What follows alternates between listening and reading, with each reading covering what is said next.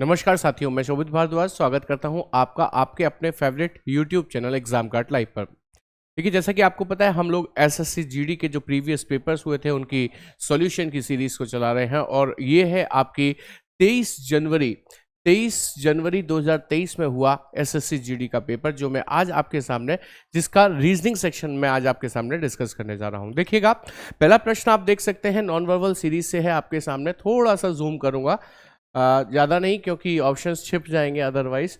ठीक है, तो ये मैंने थोड़ा सा जूम कर दिया है। आपको बताना है इस प्रश्नवाचक चिन्ह की जगह पर क्या आएगा। ये एक नॉन वर्बल सीरीज है, यानी कि आभाषीय श्रृंखला है। तो हमें ये देखना है कि ये पैटर्न यहाँ से चलते हुए यहाँ तक यदि पहुंचेगा तो वो कैसा दिखाई देगा। तो आप सबसे पहले इस वाली शेप को देखें, जो वी शेप है, ये सबसे कोने पर है। सबसे कोने से ये बीच में आती है। बीच में आने के बाद ये ऐसे करके क्लॉकवाइज 90 डिग्री मूव करके इधर फेस कर लेती है। फिर ऐसे करके क्लॉकवाइज नीचे की ओर हो जाती है 90 डिग्री मूव करके। फिर यहाँ से क्लॉकवाइज ऐसे हो जाती है और ऊपर चली जाती है। अच्छा, पैटर्न क्या है? यहाँ से यहाँ आती है, यहाँ से यहाँ आती है और यहाँ से फिर कहाँ पहुँच जाती है? ऊपर। देखो, यहाँ से यहाँ आई है, यहाँ से यहाँ आई है, यहाँ से फिर कहाँ पहुँच गई? ऊपर। यहाँ से यहाँ आई है, यहाँ से कहाँ आएगी? नीचे। लेकिन टर्न करने का पैटर्न है क्लॉकवाइज 90 डिग्री ऊपर हो गया, क्लॉकवाइज 90 डिग्री इधर हो गया, लेकिन इस साइड में दिखाई देना चाहिए, जो कि आपको पहले विकल्प में नहीं दिख रहा। आपको इसमें नहीं दिख रहा, देखिए नीचे नहीं है, इसमें दिख रहा है, इसमें दिख रहा है। दो विकल्प बचते हैं आपके सामने। अब आते हैं नेक्स्ट वाले आकृति पर, जो कि सी वाली है। यहाँ से ये इस कोने को पकड़ती है और क्लॉकवाइज ये भी ऐसे 90 डिग्री घूम जाएगी, तो ऐसी दिखाई देगी। यहां से ऊपर पहुंची, क्लॉकवाइज घूम गई, नीचे आ गई, इधर क्लॉकवाइज घूम गई, नीचे आ गई, इधर क्लॉकवाइज घूम गई। अब फिर ऊपर पहुंचेगी और क्लॉकवाइज घूम के कुछ ऐसी दिखाई देगी ऊपर की ओर फेस करके, जिसमें यानी कि ऑप्शन 3 में दिखाई दे रही है, चौथे में दिखाई नहीं दे रही है, इसलिए चौथा नहीं, आंसर बनेगा तीसरा। कमेंट करके बताते रहिए क्या ये चीजें आपको समझ में आ रही हैं कि नहीं आ रही है। I hope point is clear, बात समझ में आ गई है यहां तक आपको।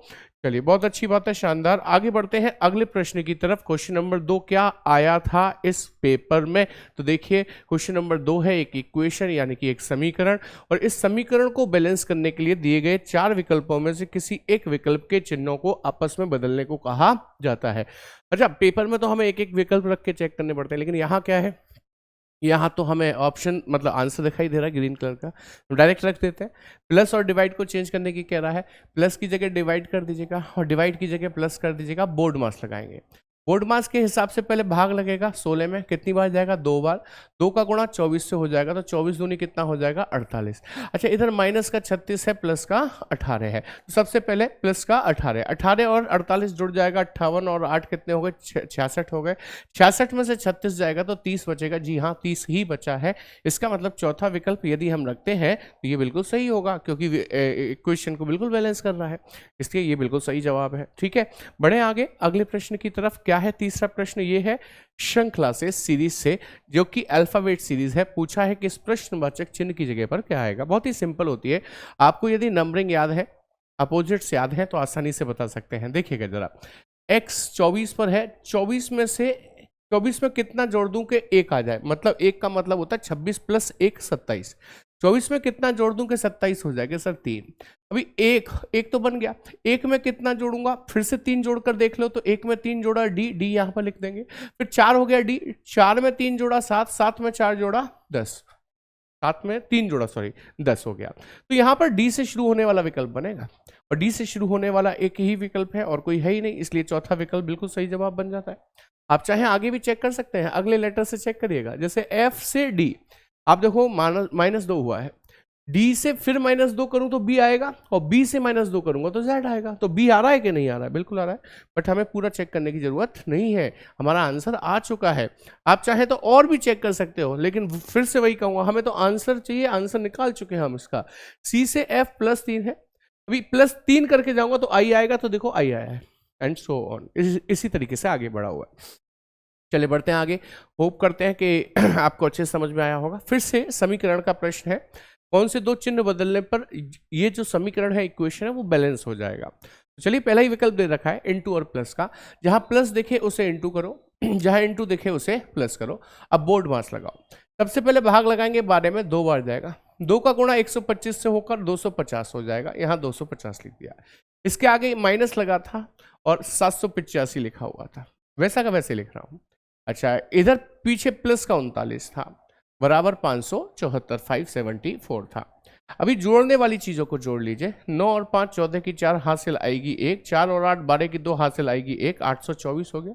उसमें से 250 घटा दीजिए। जब आप इसमें से घटाएंगे ये 4 बचेगा, 12 में से 5 जाएंगे 7 बचेगा, इधर 7 में से 2 जाएंगे 5 बचेगा, 574 बचेगा और वही बचना भी चाहिए। राइट हैंड साइड पर 574 ही है। इसका मतलब पहला विकल्प एकदम करेक्ट आंसर है और वही आंसर की में भी दिया हुआ है। उम्मीद है समझ में आ गई होगी बात। बहुत ही सिंपल क्वेश्चन था। आइए पांचवें प्रश्न पर। पांचवा प्रश्न है कोडिंग एंड डिकोडिंग से। क्वेश्चन नंबर 5 में कह रहा है एक निश्चित कूट भाषा में क्रेब को लिखा है, थोड़ा सा और छोटा कर दूं, दिखाई नहीं दे रहा होगा ना, हाँ पूरा क्वेश्चन दिखाई नहीं दे रहा था। क्रेब को लिखा जाता है HVFZJ। चलिए समझते हैं कैसे लिखा होगा। मेरे हिसाब से ये 3 में 5 जोड़ूंगा तो 8 हो जाएगा।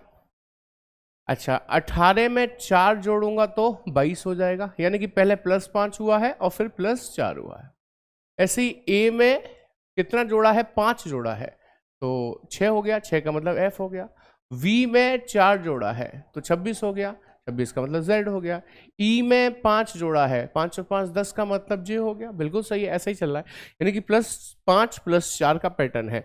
तो आप बर्डी जो पूछा है ना, BIRDY, इसमें भी यही करिए कि +5 +4 +5 +4 +5 करिए।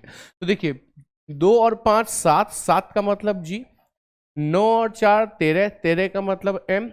अच्छा, 18 और 5 23, 23 का मतलब W, 4 और 4 8, 8 का मतलब H, 25 और 5 30, 30 का मतलब 4, 4 का मतलब D, यानी कि GMWHD। और ऐसा विकल्प आपको दूसरा ही दे रखा है तो दूसरा विकल्प बिल्कुल करेक्ट, एकदम सही आंसर बन जाता है। चलिए बढ़ते हैं आगे। अगले प्रश्न क्वेश्चन नंबर 6 की तरफ। क्वेश्चन नंबर 6 एक समुच्चय है, यानी कि एक सेट दे रखा है कि 4 8 256 जिस संबंध से बने हैं, जिस आधार पर बना है ये समुच्चय, वैसे ही आधार पर 2 9 144 भी बना है। एक ऐसा ही समुच्चय दिए गए नीचे 4 विकल्पों में और है, उसे ढूंढकर निकालना है। तो मेरे हिसाब से यहाँ क्या हो रहा है, जो मुझे समझ में आता है कि 4 ये वाला और 8 ये वाला, इन दोनों का आपस में गुणा कर दो, 8 चौक हो गया 32। 32 से तो कोई सॉल्यूशन नहीं निकला, 256 बनाना है हमें। तो ऐसा करें, 32 में 8 का गुणा करें, 8 दूनी 16 की 6 हासिल 1, 8 तिया 24 और 1 25, 256 बन गया क्या नहीं? हाँ सर बन गया। ऐसे ही अगला भी हो रहा है क्या, देख लेते हैं। 2 का गुणा 9 में करिए, 9 दूनी 18 हो गया। 18 में गुणा 8 का अपनी मर्जी से कर रहे हैं, 8 8 64 की 4 हो गई, 6 हासिल, 8 एकम 8 और 4 12, 100 सॉरी एक मिनट, 2 64 की 4 हासिल हो गई 6, 8 एकम 8 और 6 14 होते हैं, बिल्कुल सही है। 144 बन रहा है, बिल्कुल बन रहा है। अब जो आंसर दिया है क्या सेम पैटर्न उसी में लगना चाहिए, है ना। देखिए 6 ये वाला और गुणा 9, 6 नाम कितना हुआ 54 हुआ। 54 में गुणा कितने से करना है कि सर 8 से, तो ये बनेगा 432। 832 की 2 3 हासिल, 8 पंजे 40 और 3 कितने हो गए 43 हो गए, 432 बन गया। यानी कि तीसरा विकल्प करेक्ट आंसर ऐसे है। मतलब करेक्ट तो सबको दिख रहा है, बट कैसे है वो अब समझ में आ गया होगा आपको, ठीक है। चलिए बढ़ते हैं आगे अगले प्रश्न की तरफ। अगला प्रश्न क्वेश्चन नंबर 7 होगा। 7वां प्रश्न क्या है आपकी स्क्रीन पर, ये है एक डिक्शनरी के ऑर्डर में अरेंज करने को आपको कहा जाता है। इन शब्दों को कहेगा कि डिक्शनरी उस क्रम में व्यवस्थित कीजिए जिस क्रम में यह डिक्शनरी में दिखाई देते हैं। अंग्रेजी शब्दकोश, डिक्शनरी का मतलब अंग्रेजी शब्दकोश में दिखाई देते हैं। देखिएगा कैसे करना होता है। जो कॉमन लेटर है ना इसमें VE, इनसे हमें कुछ भी पता नहीं चलेगा, इसलिए हम क्या करते हैं, इसलिए हम लोग अगले लेटर की तरफ बढ़ जाते हैं। इसमें H है, इसमें R है, इसमें G है, इसमें N है, इसमें I है। तो छोटा HRGNI। यदि आपको और आसानी से निकालना है तो मैं सब पर नंबर लिख देता हूं, जैसे कि H 8 पर होता है, R 18 पर होता है, G 7 पर होता है, N 14 पर होता है, I 9 पर होता है। देखो 9 14 7 18 8 में छोटा कौन है कि सर 7, ये पहले नंबर पे। फिर छोटा कौन है कि सर 8, ये दूसरे नंबर पे। फिर कौन है कि सर 9, ये तीसरे नंबर पे। फिर कौन सा है कि सर 14, ये चौथे नंबर पे। जो बच गया वो 5वें नंबर पे। तो बताइए पहले नंबर पे 3 लगाया, दूसरे नंबर पे 1 लगाया, तीसरे नंबर पे 5 लगाया, चौथे नंबर पे 4 लगाया और पांचवें नंबर पे लगाया है 2, यानी कि 31,542। और 31,542 ऐसा विकल्प आपको दूसरा ही दे रखा है। ये तो विकल्प का नंबर है, ध्यान रखिएगा। 31,542 बिल्कुल करेक्ट आंसर बन जाता है। आई होप समझ में आ गई होगी बात। चलिए पढ़ते हैं आगे अगले प्रश्न, क्वेश्चन नंबर 8 की तरफ, जो कि है ब्लड रिलेशन से। ये है कुछ निर्देश आपके सामने, मैं पढ़ देता हूं। a प्लस बी का अर्थ है बी का पिता है, माइनस का अर्थ है पत्नी है, इनटू का अर्थ है भाई है, डिवाइड का अर्थ है ए बी की पुत्री है। पूछा है इस समीकरण को देने के बाद निम्नलिखित में से कौन सा कथन सत्य है। तो समीकरण से फैमिली ट्री बनाते हैं। सबसे पहले पी का नाम लिखिएगा, ठीक है, सबसे पहले व्यक्ति का नाम। पी के बाद है क्या, माइनस, और माइनस का अर्थ इसमें दे रखा है क्या, पत्नी, यानी कि पी पत्नी हो जाएगी। पत्नी का मतलब फीमेल, और उसे हम शकल में बंद करते हैं। पी पत्नी हो जाएगी किसकी, अगले वाले व्यक्ति आर की पत्नी हो गई। आर के बाद दे रखा है इंटू, इंटू का मतलब है भाई, यानी कि आर भाई हो जाएगा। भाई मतलब मेल, मेल को हम बॉक्स में बनते हैं। आर भाई हो जाएगा किसका, अगले वाले व्यक्ति क्यू का हो जाएगा। क्यू के बाद है प्लस, और प्लस का अर्थ दे रखा है पिता, तो क्यू पिता हो जाएगा। किसका पिता हो जाएगा, सर अगले वाले व्यक्ति एस का हो जाएगा, तो एस को नीचे ले आते हैं। एस उसका बेटा है या बेटी, ये हमको पता नहीं चलेगा। चलिए उसने पूछा कौन सा कथन सत्य है, पढ़ लेते हैं। पहला ही बता रहा है ना आंसर, कह रहा है पी क्यू की भाभी है, बिल्कुल सही बात है। पी का पति आर, पी का पति आर, आर का भाई क्यू, तो पी इसकी भाभी लगेगी कि नहीं लगेगी, बिल्कुल। तो पहला विकल्प 100% करेक्ट है, यही हमारा आंसर भी है। आगे बढ़े, आगे चेक करने की जरूरत नहीं है भैया। देखो रीजनिंग में जब सही आंसर मिल गया तो समय बर्बाद मत करो, वही रीजनिंग है एक्चुअली। पूछा है इस श्रृंखला में आगे क्या आएगा। ये अल्फाबेट की सीरीज है आप शब्दों पर मत जाइएगा कि स्टॉप है फिर ये है, ऐसा कुछ नहीं है। बस S 19 पर है, V 22 पर है तो +3 नजर आएगा आपको। V 22 पर है, Y 25 पर है, +3 नजर आएगा आपको। Y में भी आप 3 जोड़ दीजिए। Y के बाद आएगा Z, फिर आएगा A, फिर आएगा B। तो यहाँ पर B से शुरू होने वाला विकल्प आएगा, और B से शुरू होने वाला ये नहीं है, ये नहीं है, ये 2 है। आगे बढ़े, नेक्स्ट सेकंड लेटर से चलते हैं। T से V +2 है, V से X +2 है, X में भी +2 करेंगे तो Z आएगा। तो V Z से शुरू होने वाला ये विकल्प है, ये नहीं है, तो बस हमारा आंसर आ गया। आगे भी ऐसे ही करके नंबरिंग करके हम देखेंगे तो आपको सॉल्यूशन उसका एग्जैक्टली मिल जाएगा। आइए क्वेश्चन नंबर 10 की तरफ। क्वेश्चन नंबर 10 क्या कहता है। क्वेश्चन नंबर 10 ये है कि एक इमेज दी गई है, आपसे कहा जा रहा है इसके नीचे MN रेखा पर एक दर्पण लगाया गया है। आप उसे वाटर इमेज भी कह सकते हैं क्योंकि लेटा हुआ क्षैतिज स्थिति में है दर्पण। तो आपसे पूछा इसकी इमेज कैसी दिखाई देगी। तो सबसे पहले समझिए कि यहाँ की यहाँ ये पलटेगा नीचे की तरफ, तो X लेफ्ट में है तो लेफ्ट में ही आएगा। इसमें लेफ्ट में X नहीं दिया इसलिए ये गलत हो गया, बाकी सब में दिया है। अच्छा, के यहाँ की यहाँ पलटेगा तो राइट में है, राइट में ही आएगा। इसमें आ रहा है, इसमें तो नहीं आ रहा। अच्छा, ये तो वैसे ही गलत हो गया था। अच्छा, के का ये जो डंडा है ना, ये ऊपर को ज्यादा है, जब ये पलटेगा तो नीचे को ज्यादा होगा। नीचे को इसमें ज्यादा है, इसमें ज्यादा है, लेकिन ये तो उल्टा ही हो गया। इसका मतलब ये भी हमारा आंसर नहीं बनेगा। ये 2 आंसर तो गए काम से। अब आगे बढ़ते हैं, एच की बात करें। जब एच पलटेगा ना तो पलटने के बाद आपको कैसा दिखाई देगा पता है, कुछ ऐसा दिखाई देगा एच पलट के। ये वाला एच जब पलटेगा, पलट के ऐसा दिखाई देने वाला है, ऐसा दिखाई देगा। तो ऐसा किस में दिखाई दे रहा है कि सर इसमें दिखाई दे रहा है, इसमें नहीं दे रहा है, इसलिए ये गया काम से। आंसर हो गया 3। बहुत ही सिंपल सा क्वेश्चन था वाटर इमेज या मिरर इमेज का। चलिए बढ़ते हैं आगे अगले प्रश्न की तरफ। क्वेश्चन नंबर 11 क्या है देख लेते हैं। आइए क्वेश्चन नंबर 11 फिर से इमेजेस से संबंधित है। कह रहा है उस विकल्प का चयन कीजिए जिसमें प्रस्तुत चित्र अंतर्निहित है। घुमाना मतलब मान्य नहीं है, घुमाने नहीं देंगे वो आपको। तो इसका तीसरा विकल्प आंसर दे रखा है। मैं चाहता हूं आपको उसमें कम से कम दिखा पाऊं कि आखिर तीसरे विकल्प में ये वाली आकृति है कहां पर। तो मैं आपको पेन चलाकर दिखाता हूं कि तीसरे विकल्प में ये आकृति है कहां। देखो भाई, सबसे पहले मैं आपको ये वाला त्रिभुज दिखा रहा हूं, एक छोटा। कौन सा त्रिभुज, इसकी बात चल रही है। अच्छा, इसमें एक सीधी लाइन ऐसे भी तो जाकर ऐसे हो रही है, ऐसे करके। तो ये लीजिए, मैं इसको यहाँ ले जाकर ऐसे कर देता हूँ, ऐसे करके। अच्छा, एक लाइन इसके पास से ऐसे आ रही है, तो देखिए एक लाइन इसके पास से ऐसे आ रही है। कंप्लीट हो गई फिगर, तीसरे विकल्प में दिखाई दे रहा है, आपको भी दिखाई दे गया होगा। चलिए बढ़े आगे नेक्स्ट क्वेश्चन की तरफ। अगला प्रश्न ये है जो कि सिटिंग अरेंजमेंट से है, यानी कि बैठक व्यवस्था से है। सवाल ये कहता है 6 विद्यार्थी एक वृत्ताकार मेज के प्रतः केंद्र की ओर मुख करके बैठे हैं। तो मैंने क्या किया कि यहाँ पर एक वृत्त बना दिया और 1 2 3 4 5 6 लोगों को बिठा दिया। अब काले पेन का प्रयोग करूंगा या किसी और रंग के प्रयोग करूंगा। क्यों सर, ऐसे ही मेरा मन है करता हूं।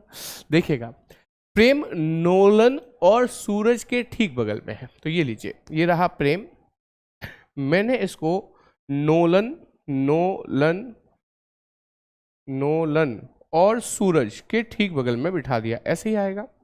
लेकिन हाँ, नोलन सूरज की जगह जा सकता है, सूरज नोलन की जगह जा सकता है, ये आप भी समझ रहे होंगे। मधु प्रेम के दाईं ओर तीसरे स्थान पर है, तो प्रेम ये रहा, इसके दाईं ओर 1 2 3, यहां पर कौन बैठेगी सर? मधु बैठेगी, मधु को बिठा दीजिए। सूरज मधु के दाईं ओर दूसरे स्थान पर बैठा है, मधु का दायां 1 2, यहां सूरज बैठेगा, इसका मतलब नोलम को हटाइए, यहां पर सूरज को बिठाइए, यहां पर आएगा सूरज, यहां पर बिठाइए सूरज को, और नोलम को वहां बिठा दीजिए, नोलम यहां पर आ जाएगा। वैसे भी ये जगह बदल सकते थे, आपको पता ही है। हाँ भाई, आगे बढ़े। मधु के दाएं दूसरे स्थान पर सूरज बैठा है। अच्छा, राज मधु और नोलन के ठीक बगल में है, तो इसका मतलब तो राज को यहां होना चाहिए, जब तो ये मधु और नोलन के ठीक बगल में आएगा। स्टीव नोलन के दाईं और तीसरे स्थान पर है, नोलन का दायां 1 2 3, यहां पर कौन आएगा कि सर? स्टीव आएगा। अच्छा, इसके बाद कुछ कहता है, प्रेम स्टीव के दाईं और दूसरे स्थान पर है, इसका दायां 1 2, दूसरे स्थान पर प्रेम भी बैठा है, बिल्कुल करेक्ट है। बस बैठ गए सब लोग। इनमें से कौन राज और प्रेम के ठीक बगल में है? राज और प्रेम के ठीक बगल में मुझे तो नोलन दिखाई दे रहा है, नोलन ही आपका आंसर भी है, तो सेकंड ऑप्शन करेक्ट आंसर बन जाता है। चलिए बढ़े आगे अगले प्रश्न की तरफ। अगला प्रश्न है क्वेश्चन नंबर 13 आपके सामने, ये जो कि सिटिंग अरेंजमेंट से है, अगेन कीर्ति सुमन शुभ वाला ये क्वेश्चन है। ठीक है, कहाँ बैठे हैं? एक वर्गाकार मेज के चारों ओर बैठे हैं, तो ये लीजिए, मैंने एक वर्गाकार मेज बनाई, ठीक है, और एक ही नहीं बल्कि मैं तो 2 बनाता हूँ। मुझे पता है इस सवाल में कुछ ना कुछ संभावना जरूर आएगी, थोड़ा मुझे ऐसा ही दिखता है। 4 तो कोनों पर बैठे हैं और 4 भुजाओं के मध्य में बैठे हैं। अच्छा, ये सभी के सभी केंद्र की तरफ देख रहे हैं, इस बात का ख्याल रखिएगा, केंद्र होता है अंदर की ओर। अब सवाल को पढ़ लेते हैं, सवाल क्या कहता है, सवाल क्या कहता है पढ़ लेते हैं। सवाल कहता है कि उनमें से कुछ कोनों पर बैठे हैं जबकि भुजाओं के मध्य में बैठे। कीर्ति शुभ के बाईं ओर तीसरे स्थान पर है, शुभ के बाईं ओर कितने? तीसरे स्थान पर है। साथ ही आगे ये भी कहा कीर्ति किसी एक कोने पर बैठी है, तो मैंने क्या किया, कीर्ति को यहां एक कोने पर बिठा दिया। अब उसने कहा था कीर्ति कहाँ है? कीर्ति शुभ के बाएं तीसरी है, इसका मतलब शुभ यहां पर होगा, अंदर देख रहा है, तो उसका बायां इधर चलेगा, इधर, और देखो कितना 1 2 3, तीसरे नंबर पर कीर्ति हो जाएगी, शुभ के बाईं ओर तीसरी हो जाएगी। सेम इसमें भी मैं ऐसा ही कर रहा हूं, क्योंकि अभी तक यहां पर कोई संभावना नहीं है। आगे पढ़िए। कनक परी के दाईं ओर दूसरे स्थान पर बैठा है, बैठी है या बैठा है? बैठी है। कनक परी के दाईं ओर दूसरे स्थान पर बैठी है। अब ना तो हम कनक को बैठा पाएंगे क्योंकि परी नहीं बैठी है। आगे पढ़िए। परी किसी भी कोने पर नहीं बैठी है। अब यहां से कुछ गुंजाइश बनती है, परी किसी कोने पर नहीं बैठी है, मतलब परी यहां तो बैठ सकती है, यहां पर पी फॉर परी बैठ सकती है। अच्छा, इसके बाद यदि मैं परी को यहां बैठाता हूं, तो उसने कहा कि कहां गई? कनक परी के दाएं दूसरी है, तो कनक इसके दाएं 1 2 नहीं आ पाएगी, इसका मतलब मैंने परी को गलत बिठाया है। तो ये लीजिए, मैं क्या करता हूं, यहां से परी को हटा देता हूं। अच्छा, परी कोने पर तो बैठेगी नहीं, यहां बैठ नहीं सकती, कोने पर बैठेगी नहीं, यहां बैठ सकती है परी? कि हाँ सर बैठ सकती है। कनक इसके दाएं 1 2 दूसरे स्थान पर यहां बैठ सकती है, बिल्कुल बैठ सकती है, तो कनक को यहां आ जाना चाहिए। अच्छा, और क्या संभावना बनती कि सर परी यहां बैठ सकती थी? कि नहीं, कोने पर नहीं बैठेगी, यहां बैठ सकती थी? हाँ यहां बैठ सकती थी सर, तो यहां बिठा दो परी को। अच्छा, कनक उसके दाएं दूसरी थी, तो 1 2 यहां पर कौन आ जाएगी? कनक आ जाएगी। मैंने इसीलिए ये 2 डायग्राम बनाए थे, मुझे पता है कि आगे जाकर कुछ ना कुछ संभावना इसमें बन सकती है। आगे पढ़िए। परी कीर्ति के ठीक बगल में नहीं बैठी है, तो यहां तो परी कीर्ति के ठीक बगल में आ गई, इसका मतलब ये हो गया गलत। ठीक है, कोई डाउट नहीं होगा अब आपको। सुमन चारू के ठीक बगल में बैठी है। देखो सुमन है कहां? कहीं नहीं। चारू के ठीक बगल में कैसे बैठ सकती है? जब दोनों एक साथ बैठे, वो 2 जगह यही खाली है जहां ये बैठ सकती हैं, लेकिन फिर भी मैं नहीं बिठा रहा हूं इसे। आगे पढ़ते हैं। सुमन किसी भुजा के ठीक मध्य में नहीं बैठी है, इसका मतलब सुमन को यहां नहीं यहां पर बिठाइए, ठीक है ना, क्योंकि साथ में बैठना था ना किसको? सुमन और चारू को ठीक बगल में, तो चारू को यहां बिठाइए। चलिए आगे बढ़िए। सुमन और श्लोक के बीच में केवल 3 व्यक्ति हैं, तो सुमन ये है, इसका मतलब श्लोक यहां पर होना चाहिए, तभी तो इनके बीच में 1 2 3 या यहां से 1 2 3 व्यक्ति आएंगे सुमन और श्लोक के बीच में। और कुछ बोला है? मेरे ख्याल से तो कुछ नहीं बोला। एक व्यक्ति जो बचा है उसे यहां बिठा देंगे, और मेरे ख्याल से उसका नाम है कीर्ति सुमन शुभ कनक परी श्लोक। शिवी, शिवी, शिवी को यहां बैठा पूछा है कनक के ठीक बगल में कौन बैठा है या बैठी है। कनक के ठीक बगल में कीर्ति है और श्लोक है। तो श्लोक तो ऑप्शन में है ही नहीं है, इसका मतलब कीर्ति आपका आंसर बिल्कुल सही जवाब बन जाता है। कनक के ठीक बगल में पूछा है ना, दाएं बाएं नहीं पूछा है इसलिए। चलिए आगे बढ़ते हैं अगले प्रश्न की तरफ। अगला प्रश्न क्या है, क्वेश्चन नंबर 14 आपकी स्क्रीन पर देख लीजिएगा। क्वेश्चन नंबर 14 है एक श्रृंखला से यानी कि सीरीज से। सीरीज क्या कहती है देखेंगे, सीरीज क्या कहती है। जैसे कि 1 है, 9 है, 40 है, 169 है, देन क्वेश्चन मार्क है। हमने देखा सर +8 हुआ है, हमने देखा इस बार सर प्लस हुआ है आपका 11 और 11 में से 9 गया 2 है ना, और ये 3, 32 प्लस हुआ है। अभी कितना प्लस हुआ, 9 में से 1 गया 8, 16 में से 4 गया 12, यानी कि 128 प्लस हुआ है। इसका मतलब ये प्लस होने वाली संख्या बड़ी स्पीड में बड़ी हो रही है, तो इसमें कुछ मल्टीप्लाई के चांसेस हो सकते हैं मेरे ख्याल से। 8 चौक 32 और 32 चौक कितने होते हैं, 4 दूनी 8, 4 तीन 12, इतने ही होते हैं। तो इसका मतलब इसमें भी गुणा 4 का ही होगा, यानी कि 8 चौक 32 की 2 होगी, 3 हासिल, 4 दूनी 8 और 3 11 की 1 हासिल 1, 4 एकम 4 और 1 5, 512 प्लस करना चाहिए 169 में। जोड़िए 9 और 2 11 की 1 हासिल लगी 1, 7 और 1 8 हो गया, इधर 5 और 1 6 हो गया, 681 क्या हमारे विकल्प में है। हाँ सर बिल्कुल है, इसका मतलब दूसरा विकल्प बिल्कुल सही जवाब बन जाता है। कमेंट करके बताते रहिए कि आपको ये बातें समझ में आ रही हैं या नहीं आ रही हैं। ठीक है, चलिए बढ़िया, आगे बढ़े, अगले सवाल की तरफ देख लेते हैं। अगला सवाल क्या है, अगला सवाल क्या है। Next question is from the coding and decoding. Again ये कोडिंग एंड डिकोडिंग से ह्यूमन को लिखा है ये, तो पूछा है बीइंग, नहीं बीइंग का भी बताया है, पूछा है नर्स को कैसे लिखा जाएगा। तो देखिए एच तो मेरे ख्याल से सेम टू सेम ही लिखा है, U+1 V लिखा है, M सेम टू सेम लिखा है, A+1 B लिखा है, N सेम टू सेम, यानी कि पहला लेटर सेम अगले में +1 है, तो पहला लेटर सेम N, U में +1 होके V, अगला लेटर R सेम, फिर S में +1 होके T, फिर अगला हो जाएगा सेम NVRTE। ऐसा विकल्प आपको दूसरा ही दे रखा है। देखो कितना आसान, कितना सरल, कितना बहुत ही आसान क्वेश्चन आपको दे दिया है ये तो कोडिंग एंड डिकोडिंग का। ठीक है, चलिए बढ़ते हैं आगे अगले प्रश्न की तरफ। क्या है अगला प्रश्न, क्वेश्चन नंबर 16 आपके सामने एनालॉजी से है। एनालॉजी में एप्टीट्यूड को लिखा है BQUJUVEF और पूछा है एनालॉजी को कैसे लिखा जाएगा, ये पूछा है आपसे। ठीक है, चलिए समझते हैं। मेरे ख्याल से A+1 B है, मेरे हिसाब से A+1 B है। एक minute, just a minute please. हाँ जी, हाँ अभी देखिएगा, मेरे हिसाब से A+1 B दे रखा है, P+1 Q है, T+1 U है, बस बहुत है इतना जानने के लिए। A+1 B होगा, N+1 O होगा, A+1 B होगा, यानी कि BOB से शुरू होगा और BOB से शुरू दूसरा ही विकल्प है और कोई है ही नहीं, आंसर यही बन जाएगा हमारा। ठीक है, चलिए नेक्स्ट क्वेश्चन की तरफ बढ़ते हैं। 17th क्वेश्चन है एक पेपर कटिंग से और बहुत ही सिंपल क्वेश्चन है। एक आकृति दे रखी है, सॉरी एक पेपर दे रखा है, उसको काटना है। जैसा कि आप देख सकते हैं कि ये एक चौकोर कागज है, इसे लेफ्ट से राइट पर पूरा फोल्ड कर दिया, हाफ फोल्ड कर दिया, सॉरी हाफ, तो ये टुकड़ा बच गया, इसे ऊपर से नीचे फोल्ड कर दिया और उसमें ये वाली आकृति काट दी कि एक शक्ल बना दी 2 आंखों के साथ स्माइल, और ये एक चंद्रमा जैसी आकृति काट दी गई। अब आपको पता है ये हिस्सा इस पे फोल्ड है, जब आप इस वाले बॉक्स के ऊपर जो आधा हिस्सा फोल्ड है ऊपर वाला, उसे ऊपर की ओर खोलेंगे, ऊपर की ओर खोलेंगे तो ये अपनी mirror image as it is बनाएगा कि नहीं बनाएगा, बताइए आप मुझे।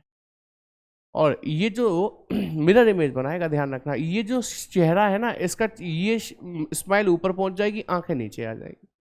ऐसे ही जब ये हिस्सा इधर खुलेगा, अच्छा ये इधर फोल्ड था तो इधर खुलेगा, इधर खुलेगा जब ये वाला हिस्सा, तो ये अपनी मिरर इमेज बनाएगा कुछ इस तरीके से, देखिए ऐसे करके।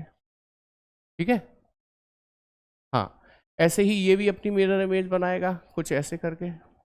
अच्छा ये शक्लें इधर आ जाएंगी मिरर इमेज बनाकर, जैसी यहाँ थी वैसी ही यहाँ पर भी दिखाई देगी। ऐसा विकल्प आपको कौन सा दिखाई दे रहा है, देखिएगा जरा ध्यान से, आपको विकल्प पहला ही दिखाई दे रहा है, तो पहला विकल्प बिल्कुल सही जवाब बन जाता है। I hope point is clear, समझ में आ गई होगी बात।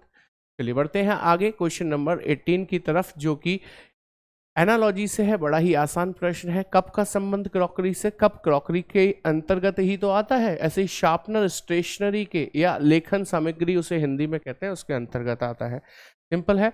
नेक्स्ट क्वेश्चन नंबर 19 की तरफ बढ़े तो दैट इज सीरीज का प्रश्न है, यानी कि 2 है, 12 है, 36 है। यहाँ पर लिख लेता हूँ, 2 है, 12 है, 36 है, क्वेश्चन मार्क है, 150 है, देन 252 है।